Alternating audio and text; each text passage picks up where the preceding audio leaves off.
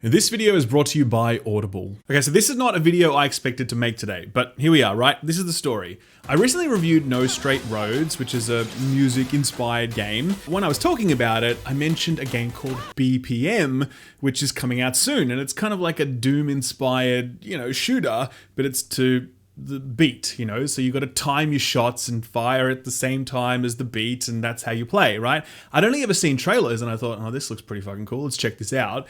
Hadn't played it though, okay? After I released my No Straight Roads review, I got an email from the developer being like, hey, here's a game code, it's the preview, check it out, see what you think. And I'm like, all right, all good. I'm working on my Wasteland review, and it's kind of long, and I feel like I needed a bit of a break. And I thought, oh, I'll just boot up this BPM thing, check it out. I'll probably get bored of it, whatever. Just have a quick look. 2 hours later, I was like, holy shit, this is incredible.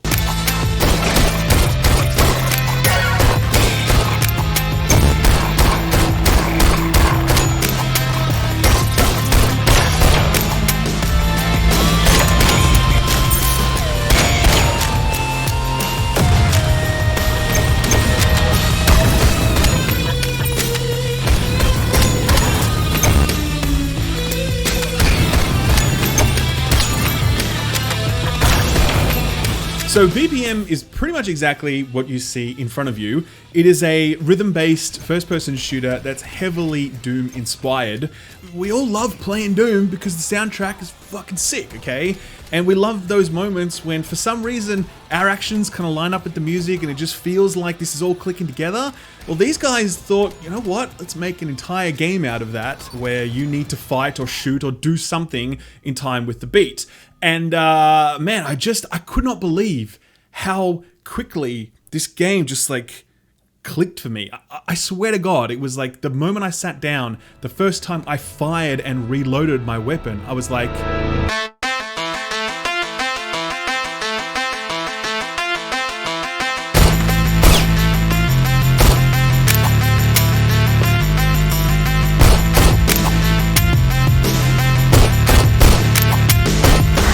And then just stepping out into that first arena and starting to shoot and starting to kill things and reload and jump and dash and whatever, and just hearing the music that I was making while I was playing, I was immediately hooked. Like, straight away, within 40 seconds of playing this game, I was like, this is amazing. Holy shit.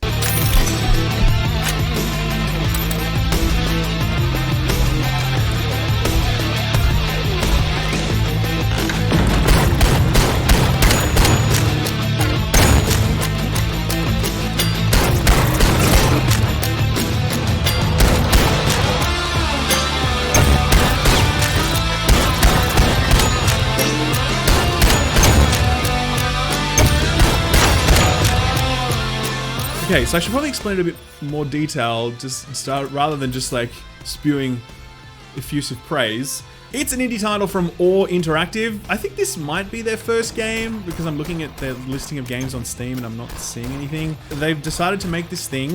It is a first-person shooter roguelike, okay? So what that means is that this is not like a campaign with Doom and, all these missions that you progress through or whatever. You start at the beginning of a dungeon and you make it as far as you can before you die, and then you start at the very beginning of the dungeon. Again, there are different characters. There's only 2 available in this preview right now. From what I can tell, the only difference between them is the starting weapon, but they also have ability slots that I can see, so it's possible that future characters also have different starting abilities. There are 2 levels available in the preview at the moment. You can probably get through them in like 20 minutes, but I've been playing the game for like 6 hours because I can't stop playing it. The levels are procedurally generated dungeon, okay? So every time you step into it, they're never the same in terms of their layout, in terms of the enemy placements and whatever else. The other thing they have are modifiers that are applied each time you load in. So one time it can just be a standard dungeon, and the next time it might have the explosive modifier, which means that enemies leave little exploding skulls on the ground.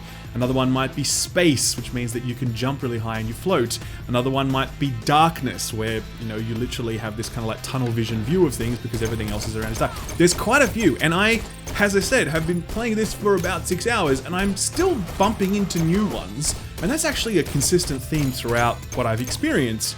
There's a lot of stuff in here that just it's just hidden in there that you just find all of a sudden. Like, it doesn't feel like a really cheap phoned in game that just has a cool gimmick and then the rest of it's kind of garbage. It really feels like they put a lot of work into each of the things that they've done. So that one example of being like all of the mission or the dungeon modifiers was one. Then there's things like the upgrades you can get. So as you're traversing the dungeon, you're going to collect coins and you can purchase upgrades with those. There's a lot of upgrades. I mean, I think probably at least 15 different items I've found already that do things like regenerate my health or give me crit multiplier or do an explosion when I land, or, you know, allow me to block damage temporarily. Again, not phoned in, not cheap, not lazy, just like a lot of stuff already just in this preview build of the game, and all of it is cool and fun and it works and it's great.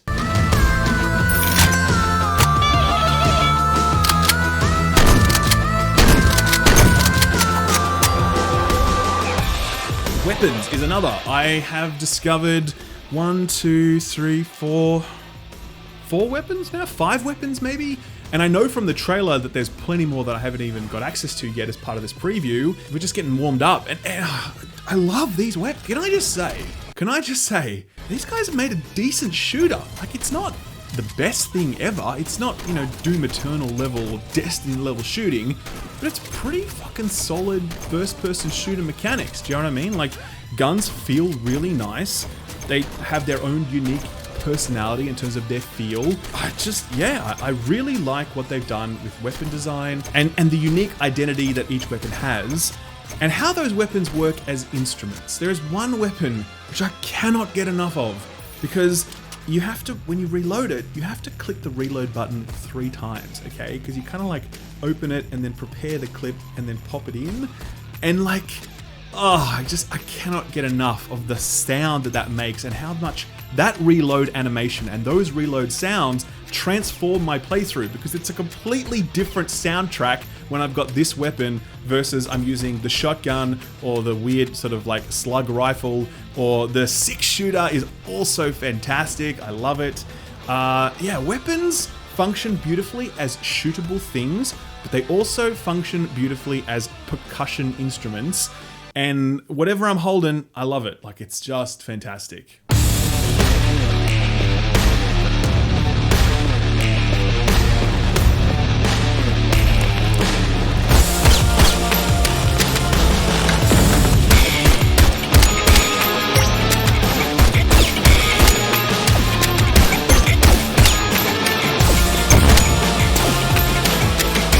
There are also abilities that you can unlock as well, like, the ability to block certain damage, do big AoE damage, lifesteal from enemies. All of that gets worked into your, like, overall rotation. They also have their own unique sounds that sort of fold into the soundtrack of things. Enemy design is surprisingly competent.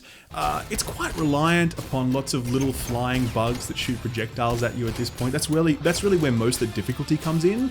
But, you know, that's not all. There's also plenty of other types of enemies. And I can see there's lots of others in the trailer as well that I haven't met yet. But they're all, you know, really well designed. They have their own niche. They have their own tells. Again, it's that combat chess idea where you take these enemies, you give them 1 or 2 very specific jobs, and you combine them in different ways. It's best exemplified by the challenge rooms, where you walk in, there's a lever you can pull, and enemies spawn all around you.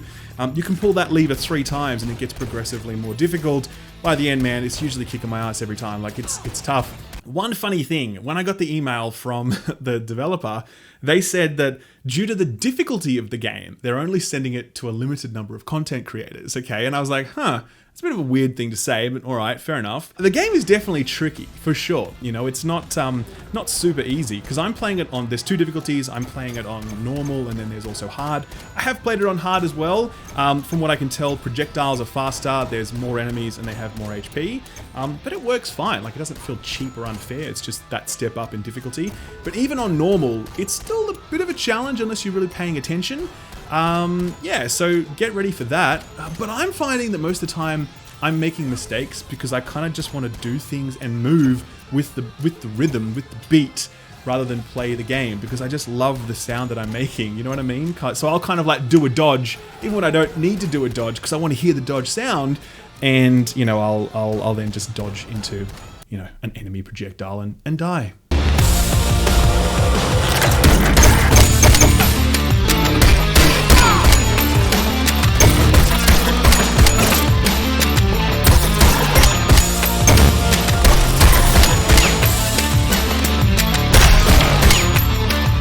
One big complaint that I have about it though is the visual style, okay? And I don't know why they did this. It's all red, okay? Now I've seen in the trailer there are some other levels that have a different color palette, but this one just looks like they took a Doom level and then they applied like a red filter over the top of it, and that's it. It looks bad, okay? It looks really bad, and I think a lot of people will really hate it.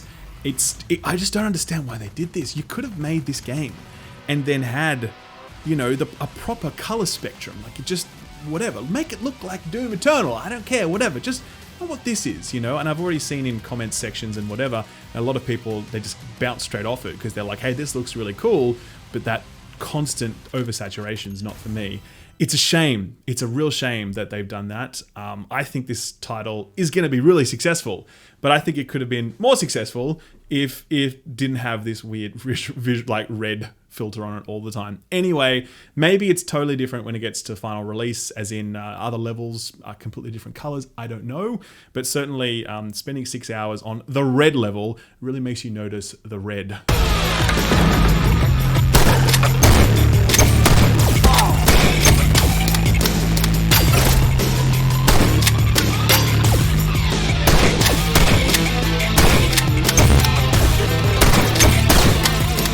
Anyway, it's coming out on Steam on the 15th of September.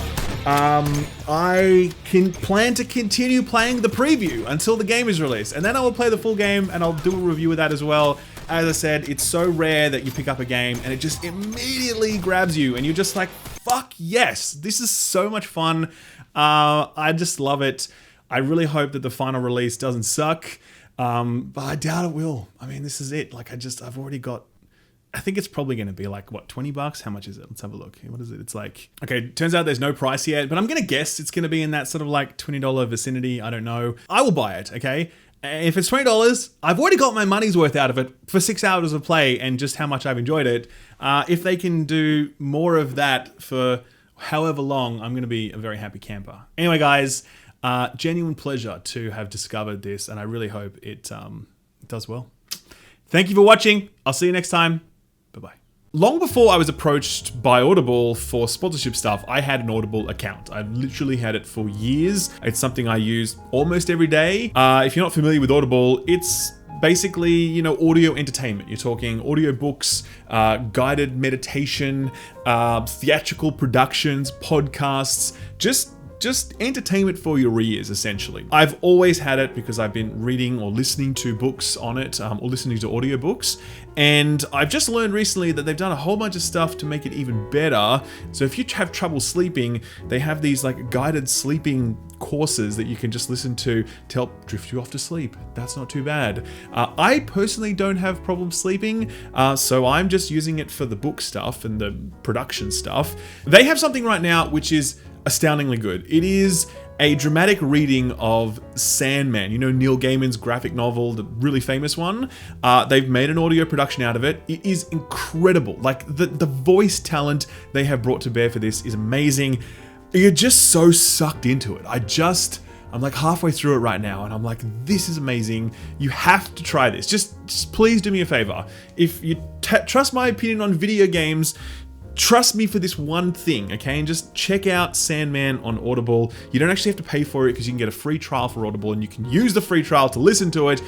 It's really, really good stuff. I promise you that. If you do want to sign up to Audible, you can visit audible.com/skillup, or you can text skillup to 500 500. That's audible.com/skillup, or text 500 500 with the word skillup, and you will get a deal. So check it out, guys. Sandman, it's so good. Check it out. You will love it. Thank you, Audible, for sponsoring this video, and thank you for watching it. Bye-bye. Thanks for watching my video. If you liked it, give it a thumbs up. If you didn't, give it a thumbs down so I know to do better for next time. If you enjoyed yourself, consider subscribing, and if you really enjoyed yourself, maybe consider hitting that notification bell so you never miss a video. You can see my patrons here on the left. They're awesome. They're amazing. If you want to join them, check out my Patreon page. Thank you again. I'll see you next time. Bye-bye.